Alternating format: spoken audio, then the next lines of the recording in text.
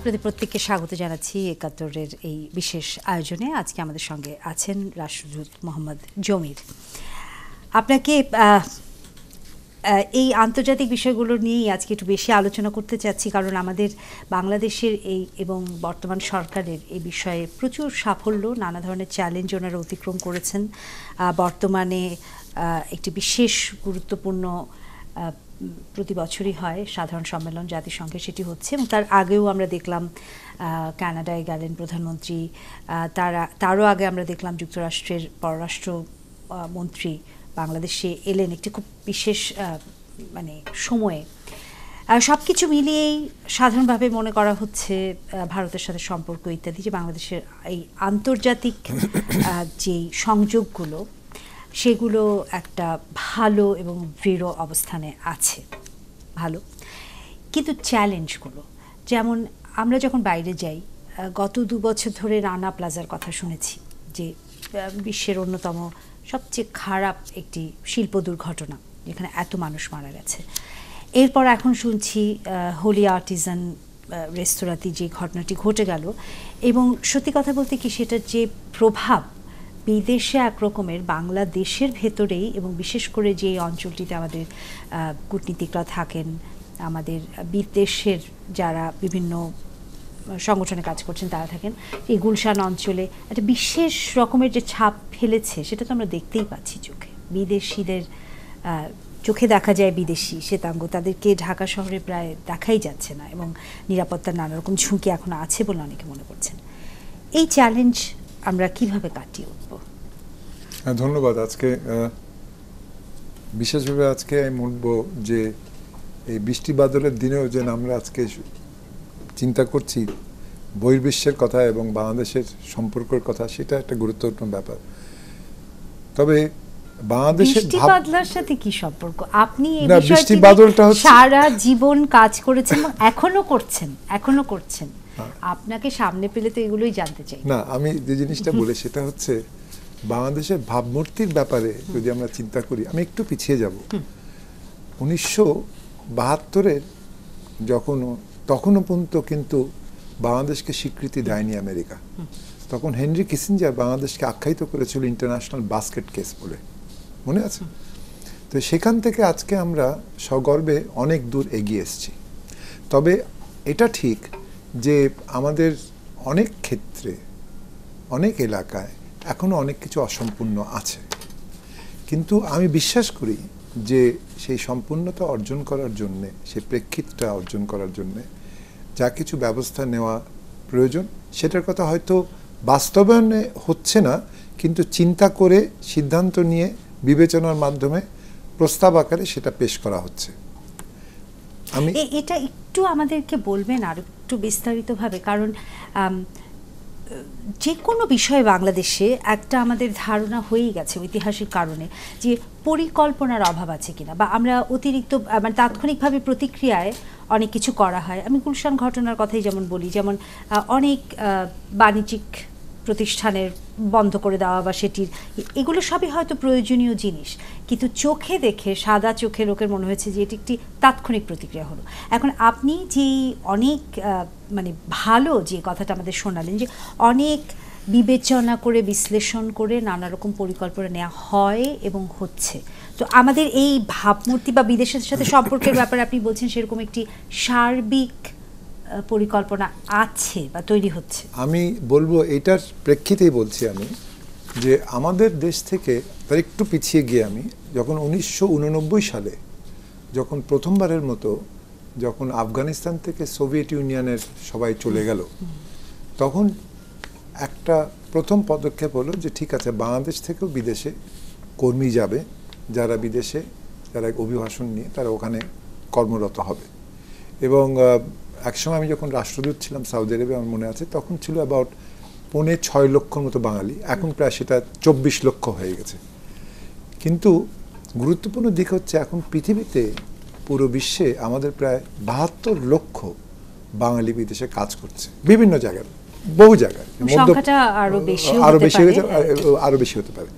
এখন আমাদের ভাবমূর্তির ক্ষেত্রে যেটা আগে ওই যে খনার বচন থেকে আমি সবসময় একটা জিনিস বলি, সেটা হচ্ছে এক গামলা দুধে এক ফোঁটা চোনা পড়লে পুরো দুধটা নষ্ট হয়ে যায়।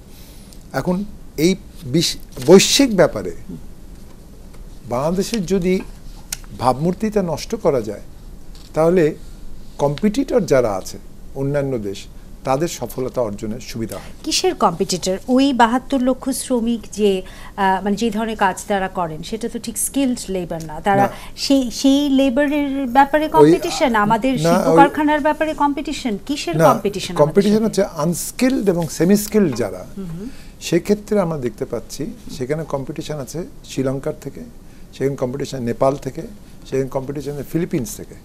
এবং সেইটা কিন্তু তারা যখন বলছে যে ঠিক আছে আমরা বেশি বিশ্বাসযোগ্য, আমাদেরকে নাও, কিংবা আমাদের মহিলা শ্রমিক যদি যায়, তারা বর্তমানে তোমাদের যা কিছু করণীয় সেটা করতে সুবিধা তাদের মাধ্যমে। এটা ছাড়া যেটা আছে সেটা হলো যে আমাদের মনে রাখতে হবে, কিন্তু শ্রীলঙ্কা, ফিলিপিন, নেপাল, যে দেশগুলোর নাম আপনি বললেন, বিশেষ করে ফিলিপিন এবং শ্রীলঙ্কা, তারা বহুদিন ধরে বহু দেশেই নানা ধরনের এই দক্ষ এবং সেমি দক্ষ লেবার দেবার ব্যাপারে, শ্রমিক সরবরাহের ব্যাপারে তাদের একটা সুনামও আছে বাজারে, এবং নিজেদের দেশের লোকেদের সুনাম করার অধিকারও তাদের আছে। তারা কি বাংলাদেশের শ্রমিকদের ব্যাপারে ষড়যন্ত্র করছে? না, ষড়যন্ত্র ঠিক নয়। ওরা যেটা হচ্ছে সেটা হচ্ছে ফর এক্সাম্পল বলে এই যে রেডিমেড গার্মেন্টের ক্ষেত্রে, হ্যাঁ, সেখানে দেখা গেল যে রানা প্লাজা দুর্ঘটনার পরে বৈশ্বিকভাবে সবাই বলতে শুরু করলো ঠিক আছে ওখানে নিরাপত্তা নেই, শ্রমিকদের ঠিক মতো বেতন দেওয়া হয় না, ইত্যাদি ইত্যাদি অনেক কিছু আসলো। তারপরে যখন গুলশান ঘটনাটা ঘটলো, তখন আরেকটা আগিয়ে আসলো যে ওখানে নিরাপত্তা একদমই নেই, তোমরা ওখানে যাবে না, আমাদের কাছ থেকে বরং জিনিসপত্র কিনলে সুযোগ সুবিধা তোমাদের বেশি আমরা দেবো। তখন দেখা গেলো তারা এখানে নয়, এসে বলছে তোমরা আমাদের সাথে যদি বিক্রি করতে হয় আমাদের সাথে তখন হংকংয়ে আসো, সিঙ্গাপুরে আসো, দিল্লিতে আসো। এইটা তা হচ্ছে না। তো এইটা একটা কম্পিটিশন, একটা কম্পিটিটিভ এজের কথা আসছে। দ্বিতীয় জিনিস যেটা হচ্ছে শ্রমিক নেওয়ার ব্যাপারে, সেটা হচ্ছে যখন বলা হচ্ছে যে ওদের ব্যাপারে কোনো ঠিক নেই, তাদের মধ্যে এখন যেহেতু সন্ত্রাসীরা ঢুকেছে, সেই কারণে যদিও তারা অর্ধদক্ষ কি একটু অদক্ষ, তাদের চেয়ে বরং আমরা যদি তাদের চেয়েও কম দক্ষ, কিন্তু আমাদেরকে তুমি বিশ্বাস করতে পারবে, বিশ্বাসযোগ্য আমরা বেশি, আমাদের এখান থেকে নাও। এবং এই জিনিসগুলো কেন আমাদের কিন্তু একটা কম্পিটিটিভ স্পিরিট আছে কনস্ট্রাকশন ইন্ডাস্ট্রিতে, বিশেষ করে ইউএইতে ইউএইতে এবং কুয়েতে, আমি কিছুদিন কুয়েতে গেছিলাম, সেখানে কনস্ট্রাকশন ইন্ডাস্ট্রিতে particularly electrician, plumber, air conditioner ঠিকঠাক করা, এইসব ব্যাপারে অনেক বাংলাদেশি যাওয়া শুরু হয়েছিল। এবং তারা সেইবারে দক্ষ এবং অর্ধদক্ষ সেমি স্কিল যাওয়া শুরু হয়েছিল। সেখানে তখন দেখা যাচ্ছে বিশেষ করে যে হেলথ কেয়ারের জন্য যারা এখান থেকে শিখে যাচ্ছে নার্সিং টার্সিং করে, এরা ফিলিপিন্স এবং শ্রীলঙ্কার কম্পিটিটিভ একটা এজ নিয়ে তখন বিতর্ক উঠছিল। সেখানে এখন তখন বলা হচ্ছে ঠিক আছে ওরা একটু দক্ষতা বেড়েছে ওদের, কিন্তু ওদের মধ্যে এখন সন্ত্রাসী ভূমিকা মহিলা যারা আছে তারাও কিন্তু পালন করছে, তো তোমাদেরকে একটু সাবধানে করতে হবে, ওদেরকে নিয়োগ দেওয়ার ব্যাপারে তোমাদের সাবধান হতে হবে। তো এই সার্বিক দিকটা আমাদেরকে মনে রাখতে হবে। সেখানে সরকার যে সকল জিরো টলারেন্সের কথা বলছে সরকার, সেখানে জিরো টলারেন্স ছাড়াও আমাদেরকে মনে রাখতে হবে যে যেরকম এই কদিন আগে আমি বলছি গতকালের ঘটনা, যে আমেরিকায় সেখানে কি হচ্ছে না সন্ত্রাসী কর্মকাণ্ড? নিশ্চয়ই হচ্ছে। এই যে কদিন আগে হলো নিউ ইয়র্কে একটা ঘটনা হলো, এক্সপ্লোশন হলো, যার কারণে 29 জন লোক এবং একজন, ওরা কিন্তু চেষ্টা করছে লোককে, যারা ওরা নির্ধারিত করছে যে হয়তো করে থাকতে, তাকে গুলি করে মেরে ফেলছে না, তার কাছ থেকে ওই ব্যাপারে যদি কোনো কিছু তথ্য আদায় করা যায় সেই ব্যাপারে তারা উৎসুক। তো সেই ব্যাপারে তো মানে বর্তমান সরকার এবং আইন শৃঙ্খলা বাহিনীর যেভাবে করে জিরো টলারেন্সটাকে বাস্তবায়ন করা হচ্ছে, আপনি নিজেই যেই উদাহরণটি দিলেন যুক্তরাষ্ট্রের, তার সঙ্গে তো ঠিক মিলছে না। এই ব্যাপারে তো কিছু প্রশ্ন উঠছে। জিরো টলারেন্স আমাদের ক্ষেত্রে প্রযোজ্য অবশ্যই, কিন্তু আমাদের আরেকটু চেষ্টা করতে হবে যাতে করে কিনা একজন দুজন যাদেরকে ধরা হচ্ছে, যারা ওখানে পাওয়া যাচ্ছে, তাদেরকে দরকার পড়লে সিজ, ইন স্টেট অফ সিজ রাখলেই হয়। তাদেরকে অ্যাটাক করতে গিয়ে তাদেরকে গুলি করে না মেরে, আমি অবশ্যই বলছি যারা কিন্তু আছেন পুলিশ কিংবা যারা র্যাব কিংবা যারা আছেন খুব ভালো কাজ করছেন, কিন্তু আপনার এই কথাটি নিয়ে বিতর্ক হবে। যারা এই ব্যাপারগুলো বাস্তবায়ন করছেন তারা বলবেন যে রাষ্ট্রদূত, মাননীয় রাষ্ট্রদূত এই ব্যাপারে যথেষ্ট পরিমাণে না, আমি বলবো যে যদি তারা একজন দুজনকে ইনজার্ড অবস্থায়, আহত অবস্থায় ধরে তাদেরকে যদি জেরা করতে পারত, তাহলে যারা এই যে সম্প্রসারণ ঘটছে, এই যে গাছের শিকড় কোথায় কোথায় যাচ্ছে, সেটা হয়তো আমাদের সহায়ক ভূমিকা পালন করতে, যেটা তারা চেষ্টা করেছে অবশ্য, কিন্তু হয়তো আরেকটু চেষ্টা করতে হবে। এখানে আপনি যেমন ওই যে শ্রমিক বাজারের ব্যাপারে ষড়যন্ত্রের কথা বললেন, যেই দেশগুলো সরাসরি লাভবান হচ্ছে তারা ষড়যন্ত্র করছে তা বোধহয় বলেননি, কিন্তু একটা ষড়যন্ত্র আছে বলে মনে হয়। ঠিক একইভাবে এই বিষয়গুলো নিয়ে, এই যে আমাদের দেশে আপনি বললেন যে শেকড় অনেক দূর ছড়িয়ে গেছে, তা তো আমরা দেখতেই পাচ্ছি, এমনকি মানে নারীর মাধ্যমে বিশেষ করে একবারে পরিবারের ভেতরে ঢুকে গিয়ে এই জঙ্গিবাদের যে একটা সম্প্রসারণ, এটি তো একদিনে হয়নি, এবং এটি নিশ্চয়ই আমাদের চোখের সামনেই বা চোখের আড়ালে ঘটছিল, আমরা বুঝতে পারিনি। তো এই এটা, এবং এটা শুধুও হচ্ছে না, এটা যে শুধু একটা সামাজিক পরিবর্তন তাও না, কারণ এর পিছনে প্রচুর ইনভেস্ট করা হচ্ছে, সেটারও যথেষ্ট পরিমাণে প্রমাণ আছে। এই ষড়যন্ত্রটি করছে কারা তাহলে? না, এইটার জন্য তো আমি বলবো পার্শিয়ালি দায়ী হচ্ছে আমরা যারা এখান থেকে অনেকে যাচ্ছি বিদেশে, তারা প্রভাবান্বিত হচ্ছি ফলস প্রোপাগান্ডার উপরে, ভুল বিশ্লেষণ, ধর্মের ভুল বিশ্লেষণ। যে 72 লক্ষ লোকের কথা আপনি বললেন যে আছে তারা এখন, বা আরো বেশি সারা পৃথিবীতে, এটার জন্য আমাদেরকে একটা মূল্য দিতে হচ্ছে। আমাদের রিজার্ভ বাড়ছে, কিন্তু আমাদের একটা সামাজিক মূল্য দিতে হচ্ছে। হ্যাঁ, নিশ্চয়ই, অবশ্যই। এবং এর কারণে আমি আরেকটা ছোট্ট একটা স্যাম্পল দিই, সেটা হচ্ছে আমার মনে আছে ছোটোবেলা আমরা দেখেছি যে আমার মাকে কিংবা বড় বোনকে দেখেছি আমি, তারা কোনোদিন বোরখা পরেননি, তারা নিজে 5 ওয়াক্ত নামাজ পড়েছেন, কিন্তু অ্যাট দ্য সেম টাইম তারা সরাসরি ঘুরে বেরিয়েছেন, পড়ালেখা করেছেন, সব কিছু করেছেন। কিন্তু এখন যে একটা প্রভাব দেখা যাচ্ছে, যে হিজাবের প্রভাব, বোরখার প্রভাব, এইটার একটা কারণ আছে। এই কালচারাল অ্যাসপেক্ট হচ্ছে রিলিজিয়াস অ্যাসপেক্টের সঙ্গে জড়িত হয়ে গেছে। এই যে যারা যাচ্ছে মধ্যপ্রাচ্যে কাজ করতে, কি মিডল ইস্টে কাজ করতে ছাড়াও মালয়েশিয়ায় কাজ করতে যাচ্ছে, তারা দেখছে যে ওখানে আমাদের সঙ্গে যে বাড়িতে আমি কাজ করছি, সেই বাড়ির মহিলারা সব বোরখা পরে। তারা কি করে, বাচ্চাদেরকে মাদ্রাসায় পাঠায়। তারা বুঝছে না যে মাদ্রাসা শব্দটা আরবি মানে হচ্ছে রিলিজিয়াস স্কুল নয়, এইটা হচ্ছে অর্ডিনারি স্কুল। এবং তারা সেটা বুঝছে, সেখানে তারা বলছে তাদের বাড়িতে যারা আছে, তাদের স্ত্রী কি মা কি মেয়ে কি বোন, যে তোমরা বোরখা পরো না কেন, তোমরা মাথার চুল ঢাকো না কেন। তো এইটা একটা প্রাসঙ্গিকভাবে একটা সৃষ্টি করছে একটা সামাজিক এবং কৃষ্টিগত দিক। এটা তো আপনি বললেন যারা আমাদের মধ্যপ্রাচ্যে বিশেষ করে যারা আছেন, তার প্রায় সবাই একটা অর্থনৈতিকভাবে দিক থেকে দেখলে সবচাইতে আমাদের দেশেরও সবচাইতে বঞ্চিত যে জায়গাটা, বা সবচেয়ে দরিদ্রতম শ্রেণী থেকেই তারা গেছেন। কিন্তু এর যে একটা প্রভাব, ওখানে তারা যেমন প্রভাবিত হচ্ছেন, তারা যে বাড়িতে কাজ করছেন বা বাইরে দেখে, আমাদের এখানে তো আমরা দেখছি আমাদের এখানকার সমাজের যেটা সর্বোচ্চ জায়গা, যেটা আপনি শিক্ষার দিক থেকে বলেন বা অর্থের দিক থেকে বলেন বা প্রভাবের দিক থেকে বলেন, রাজনৈতিক এবং অন্যান্য, সেখানেও তো আমরা দেখছি এই ধরনের একটা বাইরের সংস্কৃতির প্রভাব। আপনি হিজাব ইত্যাদি বলেন, আর সেটা তো এখন মানে সেটা তো একটা খুব ব্যাপকভাবে ছড়িয়ে গেছে। সেটা হচ্ছে ইটস অ্যান অসমোটিক এফেক্ট, যেটাকে বলে সোশ্যালজি। নিচের দিক থেকে উপরে প্রভাব না, অসমোটিক এফেক্ট হচ্ছে দুইভাবে হচ্ছে, একটা নিচের থেকে উপরে উঠছে, আরেকটা হচ্ছে আর্থসামাজিক ক্ষেত্রে যারা উন্নত মানের রয়েছে এখন, যাদের বয়স হয়েছে বেশি, যারা, আমি মনে আছে এখন এই যে 1 লাখের বেশি লোক হজ করতে যাচ্ছে, তাই না? খুব ভালো কথা। কিন্তু অ্যাট দ্য সেম টাইম ওমরাও করতে যাচ্ছে অনেকে, তাই তো? এখন এই যে প্রভাব যেটা হচ্ছে আস্তে আস্তে সমন্বিতভাবে যেটা বাড়ছে, যে আর্থসামাজিক ক্ষেত্রের প্রভাব একটা ধর্মের সঙ্গে একটা একত্রীয় একটা সমন্বয়করণ হচ্ছে। এবং সেই কারণে শিক্ষা ব্যবস্থাতে আমাদের জন্য এটা শিক্ষা ব্যবস্থার একটা আঙ্গিক দিক আছে, যেটা কিনা এর জন্য দায়ী। এবং শিক্ষা ব্যবস্থা যে আমাদের যে আলিয়া মাদ্রাসা এবং অন্য মাদ্রাসা যে আছে, এবং আমি বলি যখন আমি প্রধান তথ্য কমিশনার ছিলাম, তখন আমি একদিন বসে ইসলামিক ফাউন্ডেশনে অনেকক্ষণ ধরে আলোচনা করলাম। আমি বললাম যে তথ্য অধিকার আইন অনুসারে যেখানে যশোর মাদ্রাসা আছে যারা সরকারের মাধ্যমে চলছে, তাদেরকে তথ্য অধিকার আইন জবাব দিতে হবে, সব কিছু জবাব দিতে আছে।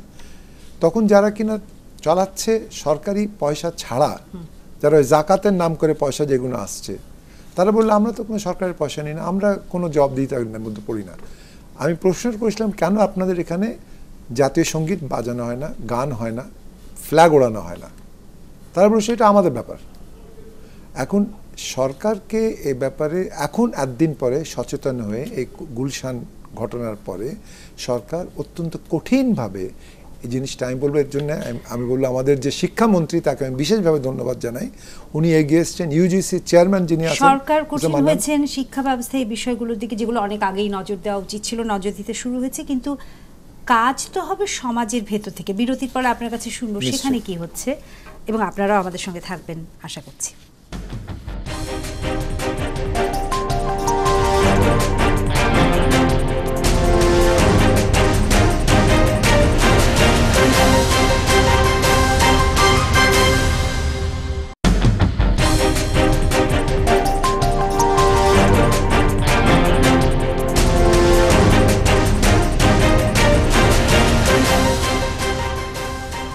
আরও একবার স্বাগত জানাচ্ছি আপনাদের প্রত্যেককে।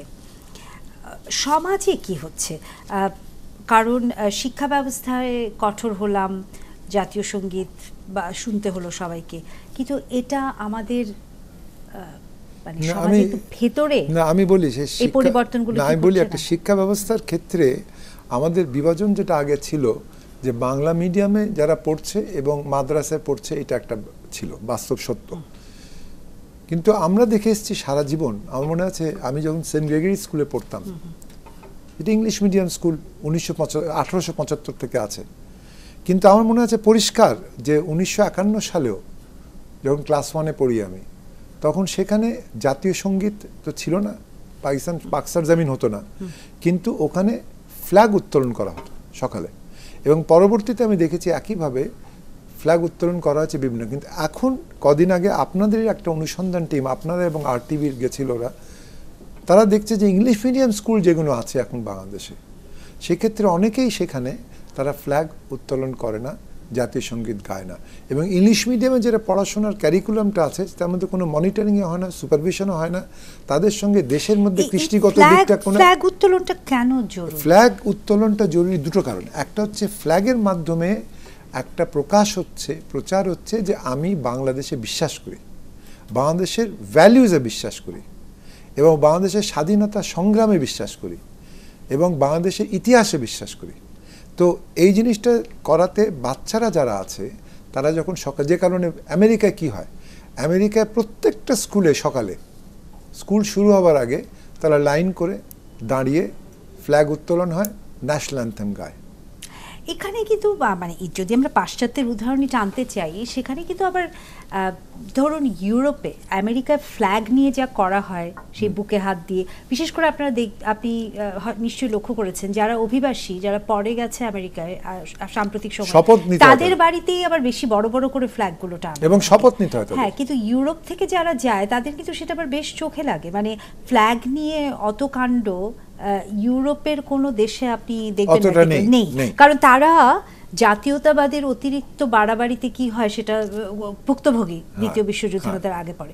সুতরাং এখানে কিন্তু আবার মানে আমার প্রশ্নটা হলো আপনার কাছে যে মানে ফ্ল্যাগ, জাতীয় সঙ্গীত বা এই ধরনের রাষ্ট্রের যে সিম্বলগুলো, প্রতীকগুলো, সেগুলোকে আমরা কোন কোন ক্ষেত্রে কিভাবে ব্যবহার করব, এই ব্যাপারে কি আমাদের একটা ঐক্যবদ্ধ তৈরি হচ্ছে? কিন্তু ইউরোপের ক্ষেত্রে সম্পূর্ণ ঠিক নয় এটা। এটা হচ্ছে যে পুরনো সভ্যতা যেখানে আছে সেখানে এটা হচ্ছে, কিন্তু নতুন সভ্যতা, নতুন দেশ, বসনিয়াতে আমি রাষ্ট্রদূত ছিলাম, বসনিয়া, সার্বিয়া, স্লোভেনিয়া, ক্রোয়েশিয়া, তারপরে এখন বুলগেরিয়া, তারপরে স্লোভাকিয়া, চেক রিপাবলিক, ইউক্রেন, সব জায়গায় কিন্তু এখন ওই ফ্ল্যাগ ওড়ানো হয় এবং সকালে। কারণ সেটা একটা মানে ওই ধরনের পাশ্চাত্য চিন্তার এক ধরনের একটা প্রভাব হতে পারে, আর বহিঃপ্রকাশ। কিন্তু আমরা পুরনো সভ্যতা কিন্তু নতুন দেশ, এখানে কি আমাদের কোনো একটা না, আমাদের জন্য যেটা জাতীয় পরিচয়, আমাদের জাতীয় পরিচয়ের মধ্যে একটা সংশয় সৃষ্টি করেছে কিছু কিছু রাজনৈতিক দল, এবং সেই সংশয়ের কারণে এই রকম জাতীয় জিনিস সৃষ্টি হয়েছে। এবং এই যে দ্বন্দ্ব মনের মধ্যে যে আমরা কি, সেইটা নিয়ে অনেক সময়, অনেক ক্ষেত্রে আগে যেটা হতো বাড়িতে ছেলেমেয়েরা, আমার মনে আছে ছোটোবেলায় যখনই তখন টেলিভিশন ছিল না, তখন মোবাইল ফোন ছিল না, তখন যদি কারো মনে কোনো রকম প্রশ্ন ছিল, খাবার টেবিলে বসে আলোচনা হতো বাবা মায়ের সাথে, কি বড় ভাই বড় বোনের সাথে, কি মাকে গিয়ে প্রশ্ন করতাম আমরা। এখন কিন্তু তা হয় না। এখন ছেলে মেয়েদেরকে যদি বাবা মা জানতে চায় তোরা কোথায় যাচ্ছিস, তখন আপনি এত প্রশ্ন করেন কেন, তাই না?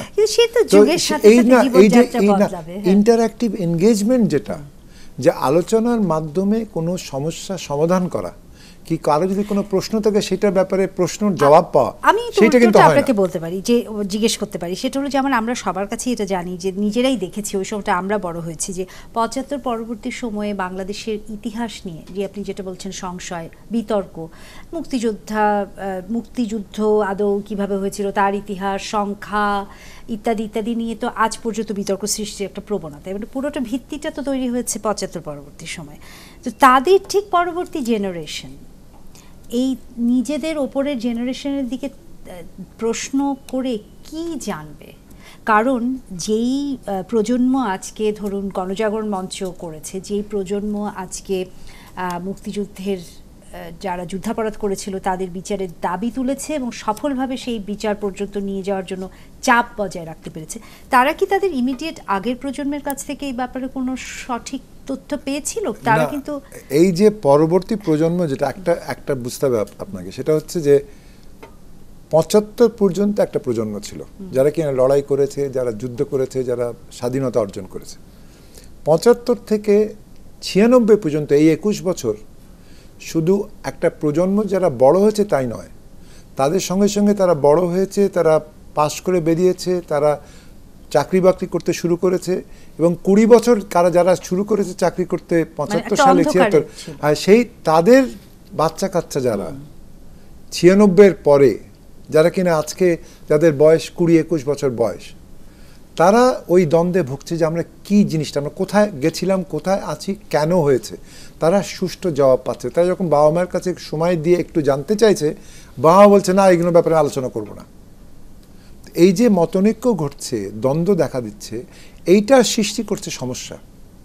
তো এই সমস্যার সৃষ্টির থেকে যদি আমাদের উত্তরণ হতে হয়, তাহলে আমাদেরকে, আমি মনে করি যে মোর ইন্টারঅ্যাক্টিভলি আমাদের এনগেজমেন্ট, আমি বলি এই ক্ষেত্রে আমি বলবো টেলিভিশনের যে চ্যানেল যেগুলো আছে তাদের উচিত হবে একটা বিশেষ সময় দেওয়া, যারা কিনা ১৮ বছর থেকে নিয়ে কিংবা আরও কম ১৪ বছর থেকে নিয়ে ২৫ বছর পর্যন্ত যারা এই পরিধির মধ্যে আছেন, তাদের সাথে প্রশ্ন উত্তরের একটা কথা আলোচনা করা। অনেক কিছু করার সুযোগ আছে, কিন্তু আপনি যেরকম সেটা হচ্ছে না তো। ২১ বছর ধরে যেমন কিছুই করা যায়নি, তেমনি আবার পরবর্তী সময়ে এখন যখন হচ্ছে, এবং সেটা খানিকটা আমি বলতে পারি ব্যক্তিগতভাবে, যে ২১শে টেলিভিশন যখন আসলো, আমার মনে আছে প্রতিদিন মুক্তিযুদ্ধ নামে একটা ১ মিনিটের অনুষ্ঠান যখন শুরু হলো, সেটি আমাদের মানে দর্শকের কাছে এতই আশ্চর্য মনে হয়েছিল, এবং খুব সঙ্গে সঙ্গে বিএনপি বলল যে এটা আওয়ামী লীগের নির্বাচনের প্রচারণা হচ্ছে। মুক্তিযুদ্ধ নিয়ে কথা বলা বাংলাদেশে ছিল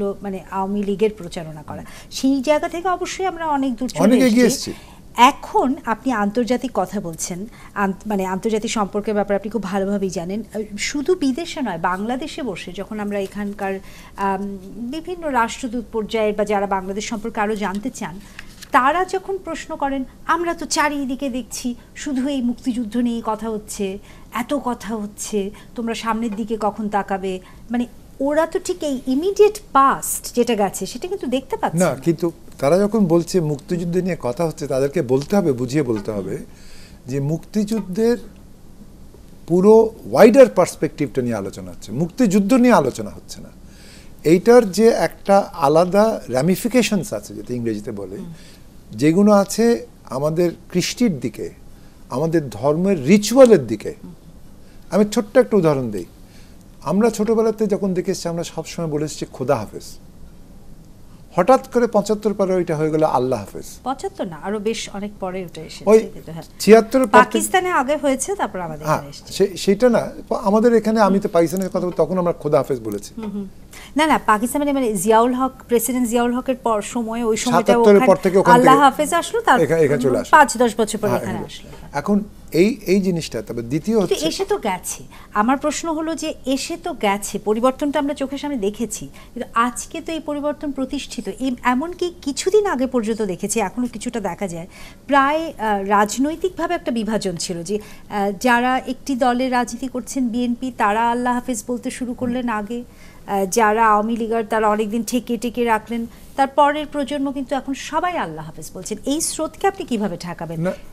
আমি তো ঠেকাতে বলছি না, আমি বলছি যে এটার সাথে যদি আপনি আরো অনেকগুলো উদাহরণ না, আমি যেটা বলছি থেকে শুরু করে, না, আমি যেটা বলছি সেটা হচ্ছে আমি বিশ্বাস করি মৌলিক অধিকার একজন ব্যক্তির আছে, সে নিজের মতামত প্রকাশ করবে, because discussion is knowledge in the making, তাই না?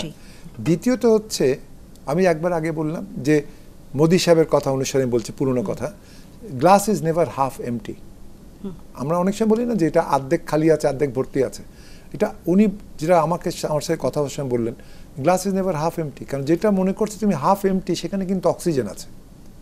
যদি ঢেকে রাখো, একটা ফুল ভাসিয়ে রাখো পানিতে, একটা মাথা ঢেকে রাখো, তাও ফুলটা বেঁচে থাকবে, ওখানে অর্ধমুক্ত জায়গায় সেখানে। সেই জন্য আমি বলছি যে আমাদের প্রত্যেকের যদি তারা প্রয়োজনে বলতে চায়, সে আল্লাহ হাফেজ বলুক, মাথায় হিজাব পড়তে হয় পড়ুক, সব কিছু করুক, কিন্তু তাকে বুঝতে হবে যে সত্তা এবং স্রষ্টা তার সৃষ্টির ক্ষেত্রে তার সনাতন একটা ব্যক্তিত্ব আছে। সেটা হচ্ছে সে সবসময় স্থিতিশীলতা বিশ্বাস করে, সহিংসতার বিশ্বাস করে না, এবং সে অবশ্যই কোনো মতে সন্ত্রাসে বিশ্বাস করে না, সহযোগিতায় বিশ্বাস করে, সবই দন্তস্বর ব্যাপার।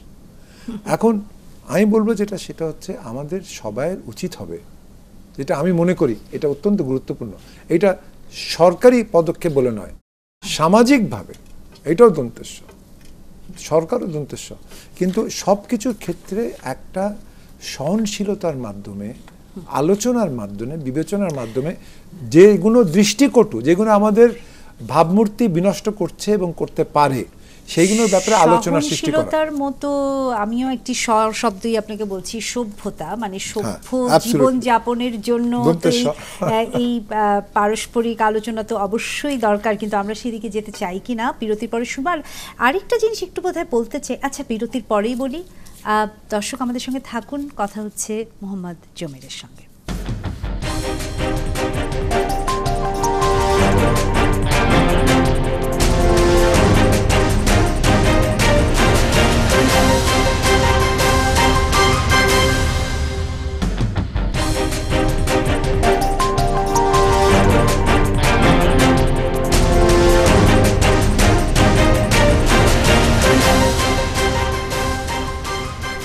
আরও একবার আপনাদের স্বাগত জানাচ্ছি ৭১ আমাদের এই বিশেষ আয়োজনে। সঙ্গে আছেন রাষ্ট্রদূত মোহাম্মদ জমির।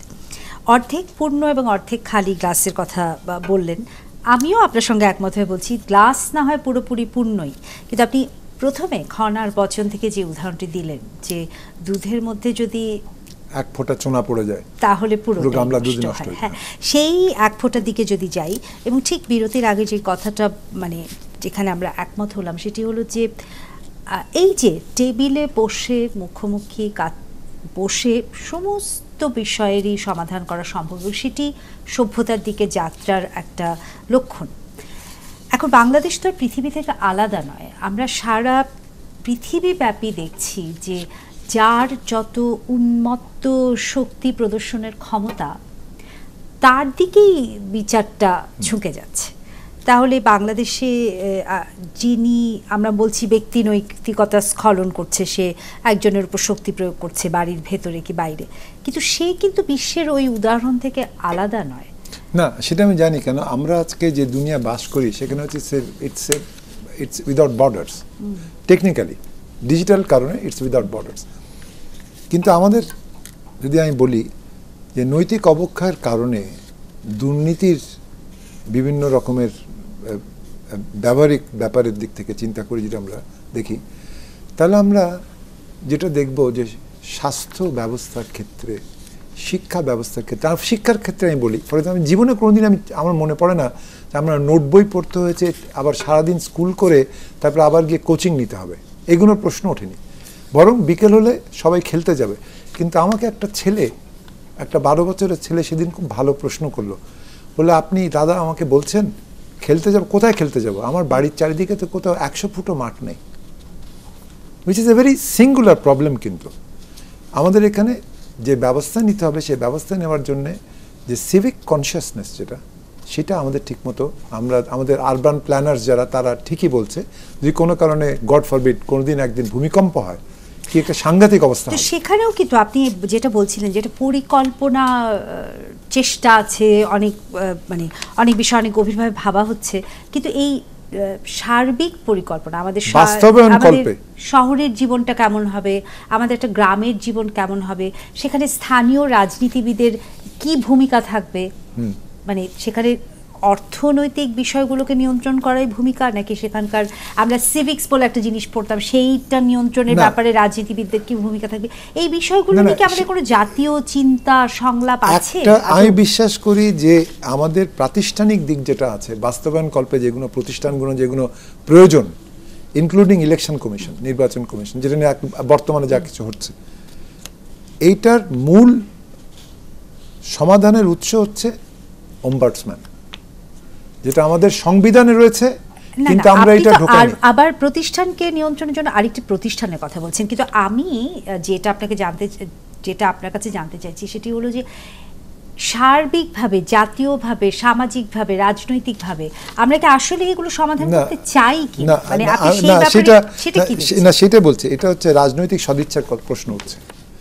রাজনৈতিক সদিচ্ছা একটা জিনিস মনে রাখতে হবে, খালি মাননীয় প্রধানমন্ত্রী যদি একটা বলেন যে এটা করেন তাহলেই হবে, এবং নিজেরা স্বপ্রণোদিতভাবে করব না, সেটা উনি বললে কি হয় সেটা তো আমরা দেখছি, কিন্তু উনি না বললে কি হয় সেটা তো দেখতে পাচ্ছি। সেইটাও দেখতে পাচ্ছি, কিন্তু এক্সাম্পল হচ্ছে আমরা কদিন আগে যখন বকরিদ হলো তখন বলা হয়েছিল যে 36 ঘন্টার মধ্যে সব বর্জ্য পরিষ্কার করে রাখা হবে, হলো তো করা, সেটা হয়েছে, তাই না?